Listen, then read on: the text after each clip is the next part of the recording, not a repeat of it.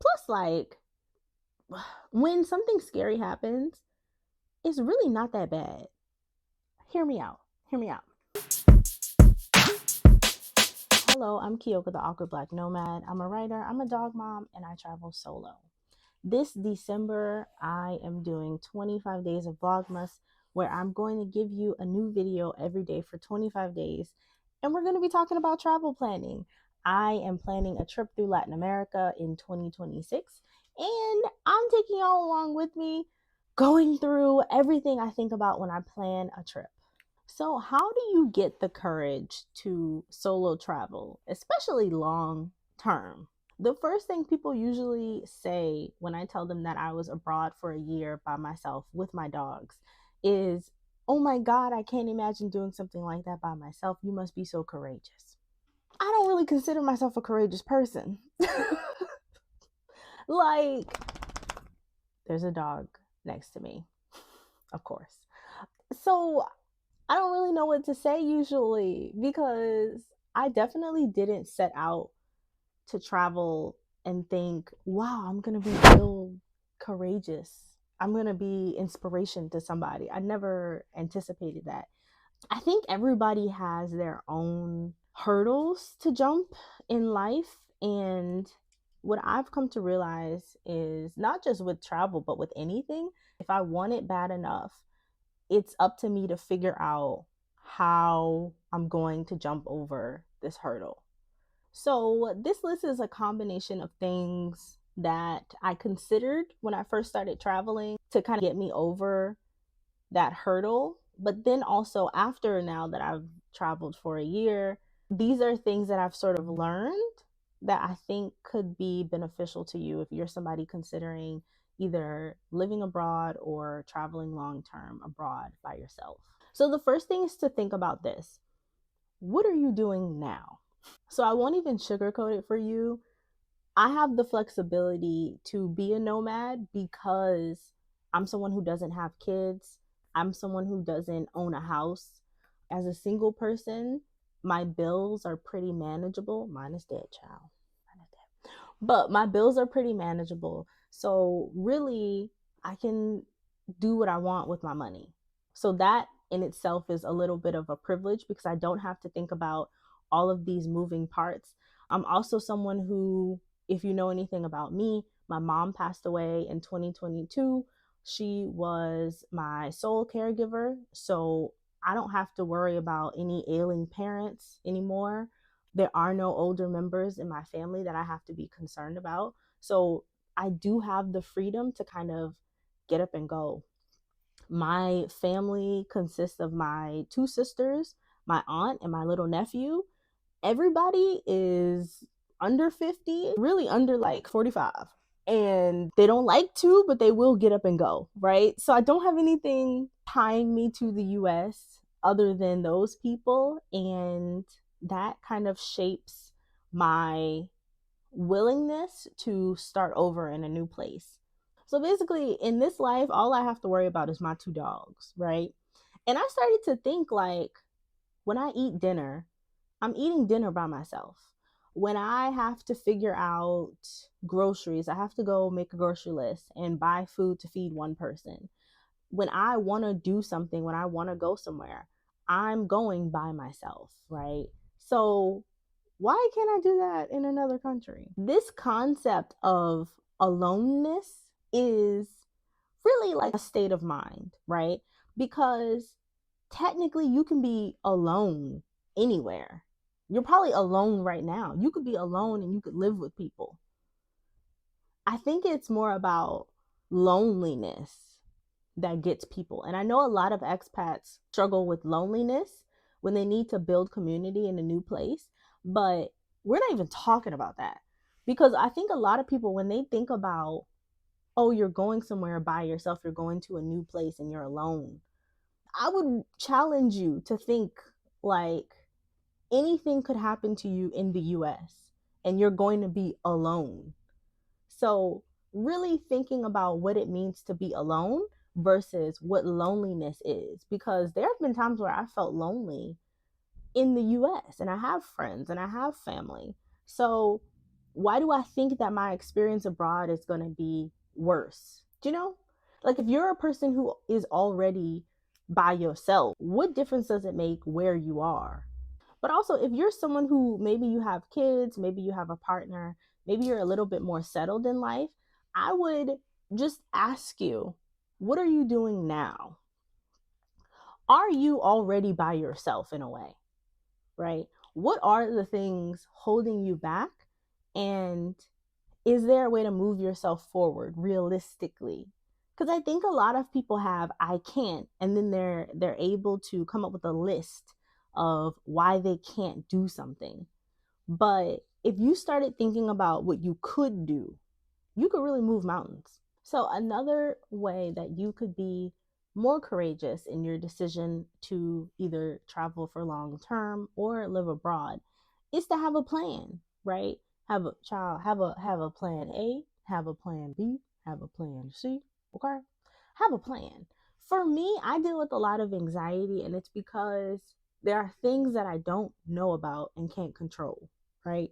That's really something I struggle with. Ways to do that is to budget, right? Anticipating cost is a huge way to feel secure in your decision. Knowing how much things cost, putting money aside in case there's surprises.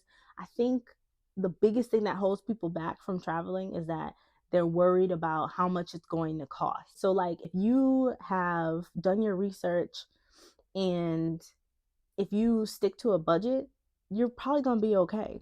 And it's probably not going to be as much money as you think. But also, more than that, right? I talk about scheduling in rest days when I talk about my travel planning. So, like, on one of my videos, I go over my itinerary and I show actually day to day what I was doing in 2023 when I was abroad. And there are days where there are nothing. I'm not doing anything. And that's because I know I'm going to be an introvert. Like, there are going to be days where all I do is stay in the Airbnb and can't be bothered to do anything else. I know where the grocery shop is. I have a coffee shop in the neighborhood, and that's it. That's all I'm doing, right? But I plan those days in because I know who I am and I know I need that. Having a list of things that you would like to do, so like the museums that you want to go to, even looking up like how to take public transportation so you don't have to worry about how to get somewhere. That's one of the first things that I do. Figure out how to take the bus, figure out how to take the metro, learn some basic phrases in the local language so you just feel more comfortable. It's scary. Yes, it's going to be scary. I'm not even gonna hold your hand. But if you're prepared, it's a little less scary. And what happens is you realize that actually wasn't that bad. Number three is a curveball. Leave some things to chance. There needs to be a little flexibility, right? Because something that I've learned through traveling is other countries aren't really structured the same way that the US is, you know? Not everybody is monitoring time the way that we do. Not everybody is communicating the way that we do. And it's freeing. It's freeing not to have a routine. And I think sometimes if you just kind of allow things to happen and open yourself up to the willingness of things to happen, you'll be better off. I remember when I was visiting Albania, I had no intention of going to Barat, but I met up with these two girls and they were like, "What do you think about going on a road trip? You're the only one who can drive." And I was like, "Well, I don't mind driving. Let me throw the dogs in the back of the car and let's take a road trip to Barat. Let's go to Vlorë. Let's see the beaches of Albania." And I had this amazing experience. I love Barat. And I probably would not, I would have went. But it might have taken me longer to do that if I hadn't been cajoled into going with these two random girls. So we were hiking to get to a waterfall and we were wearing life vests and I can't swim. And the Albanian guys didn't believe me. They didn't believe that I didn't know how to swim. So they pushed me into the water. And this is a waterfall. Okay. And it was amazing. It was beautiful. It was very scary. I really want to learn how to swim. It was very scary. But I would have never had that experience if I didn't go with these two girls on a road trip. Number four, a way to be more courageous when you're contemplating moving abroad or traveling for long term is to surround yourself with people who don't think you're crazy. Your community is so important, especially if you're going to be living abroad or if you're just thinking about being a nomad and traveling for long term. You need to be around people who are actually doing what you want to do, right? So I talk a lot about how joining the Exodus Summit community really shaped my idea of what was possible for a single Black woman. It is so reassuring to be around women who look like me, who don't think that I'm crazy for wanting to leave the US, for wanting to travel long term, whatever it is. These are women who have actually dropped everything and moved to a new country. And they don't just serve as inspiration.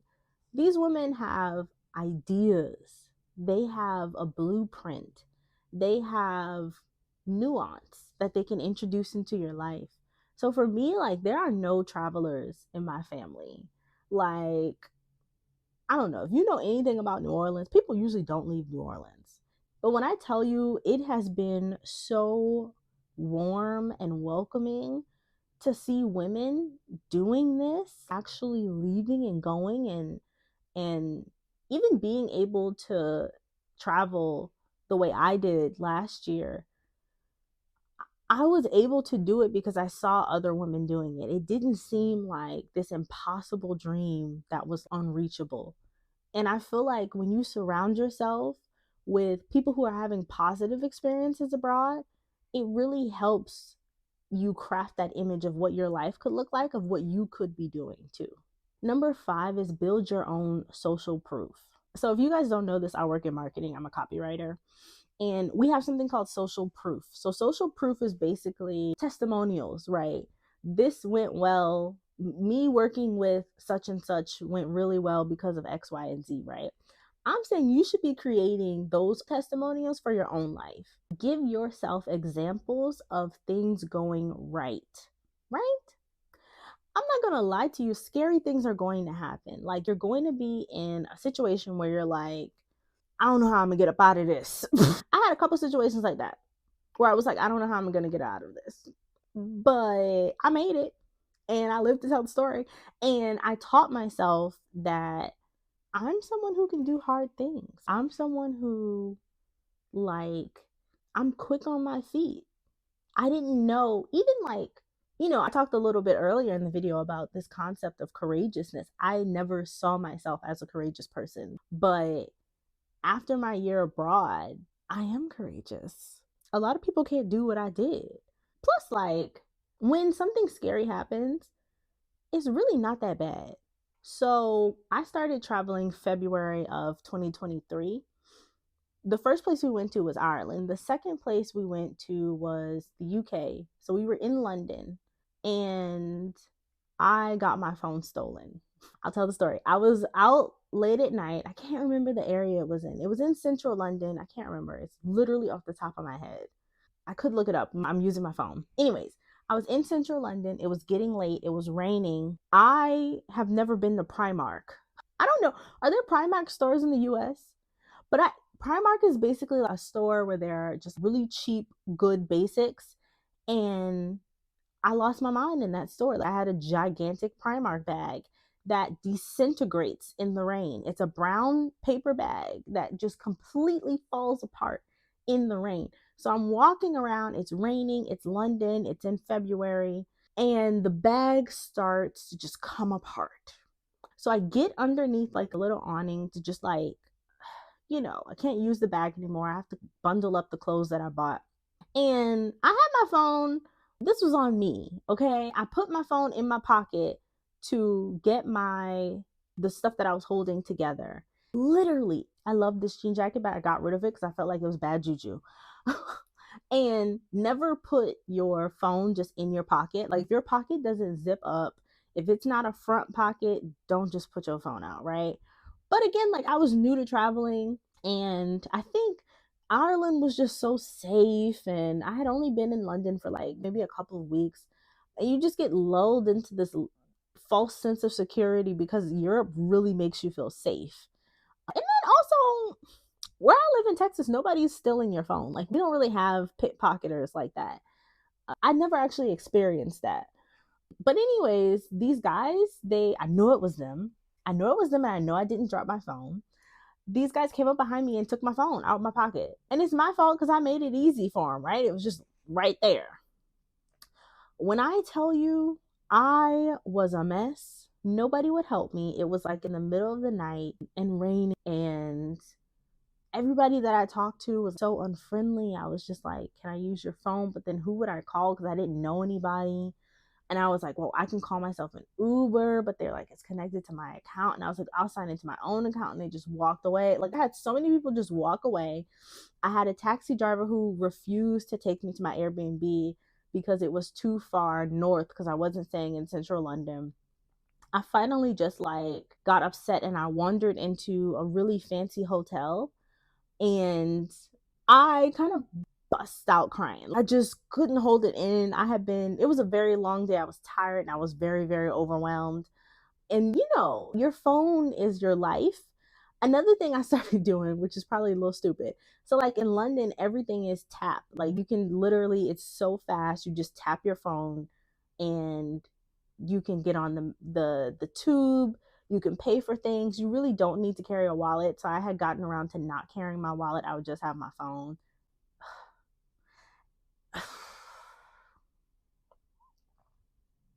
So them taking my phone, they literally took everything. I didn't have any money on me. I didn't have a way to get back to my Airbnb. And when I went into this hotel, one of the clerks at the front desk, I think he just didn't want me to cause a scene because I wanted to call the police, but he was just like, just calm down. Let's strategize together. He printed out directions for me to how to get to the nearest station. They have this thing in the UK that like if you are stranded, then they have to let you pass. I told the guy at the entrance gate like my situation and they just let me ride for free and I got all the way back to my Airbnb. The next day I tracked my phone on my MacBook. Child, she was gone. She went to Dubai without me. I don't know when them people. She was in Asia. She was all over the place. She went to a lot of places that I did not get to go. But I was fortunate because the next day I just ended up getting another phone. And I don't know, I think a lot about that situation sometimes, and I think about how scared I was. And it was so eye opening for me how kind that person was, that one person. And I also felt very fortunate that I was in a position where I could get myself another phone. And that didn't derail my trip, and I wasn't harmed in any way, and what could have been like a very scary situation actually turned out okay. I think I've had a lot of instances like that where the worst possible scenario actually did happen and I came out of it unscathed, and I'm so grateful for that. I'm very fortunate. And I think I've built up this tolerance for difficulties in a way that I don't know I might have if I hadn't just taken that journey and traveled by myself. Number 6 is stop putting your life on hold. I think a lot of people wait around for the perfect moment to do things, and I don't get that. I used to do that though, right? I'm going to do this once I lose weight. I'm going to do that with my partner once I get married. Whatever it is. I feel like I think for a lot of women, we've been taught to prioritize romantic relationships in a way that like is disabling because you really don't get to see what you're made out of because you're waiting around for another person to like magically appear. I remember when I got back to Texas this year, I started talking to people on the apps. Not doing that anymore, child. I'm on hiatus. But one guy, I told him about how I solo traveled, and it's the strangest thing. Like, instead of being like, oh, wow, that's so cool. You did that. Where did you go? He was just like, oh, so you don't like couple trips? I'm not in a couple. Should I not go anywhere because I'm not in a couple? Should I not go anywhere because my friends don't want to go? Or should I not go anywhere because I'm a mom? Should I not go anywhere because I have dogs? Like, whatever it is, whatever your thing is, it's like, but what do you want to do? Because this is actually your life. Did you know that this is your life? And you get to choose what you want to do when you want to do it. I just started to feel like, okay, at what point am I going to start living? How long am I going to wait for my life to look perfect for me to feel comfortable enough to enjoy it? And I decided I don't want to wait anymore. I'm gonna do the things that I want to do, and it's gonna look imperfect. That's why I ended up traveling with debt.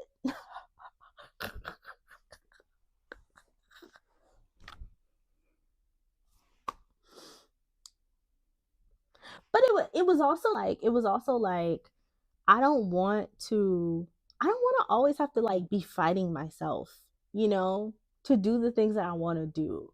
I want to be able to live my life freely and just accept who I am. And that really gave me the motivation and the courage to start doing more of what I wanted to do. And that just so happened to be traveling. It could be anything.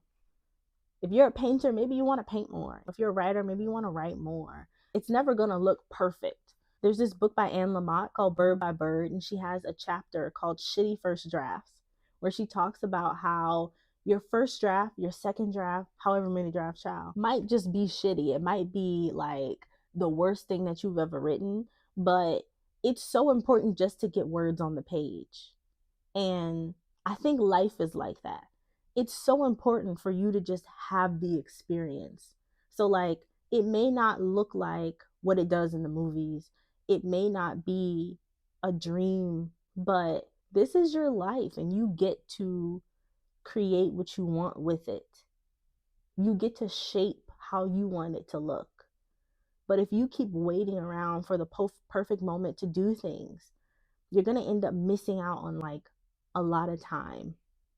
And I think, not to always bring my mom into it, but something that I learned from losing my mom is that time is really precious and my life is precious. So I really want to make the most of my time here on this planet. And I hope you do too. But anyways, y'all almost didn't get this video. We getting down to the wire. We're not even down to the wire. This is the first week and it's already sketchy. Work has been crazy. I've been writing for my life. I have an interview tomorrow. Definitely check that out with Meredith the Bad Lady instead of doing a vlogmas. I guess it'll be like a day 7, right? So like in lieu of certain videos, I'm going to have interviews scattered throughout this month. So definitely click the notification bell so you know whenever I go live or when I drop a new video. Like the video, share with somebody who you think this would be useful to. And if you haven't realized, I do have memberships. Join my membership. I haven't decided how it's going to be different than my regular videos. I think I'll set members to get the premiere of a video first before I release it to everybody else. But it's just a way to support the channel. The membership is like super cheap, like 99 cents. So just support the channel, like the video, give me some ideas. Drop down in the comment section. Let me know what you think about this.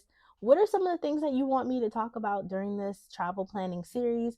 What are some of the things that you're struggling with as you build your own exit plan, your long-term travel, your live abroad situation? What are some of the things you're thinking about? And let's figure it out together. All right, this is Keyoka, the Awkward Black Nomad. Peace out.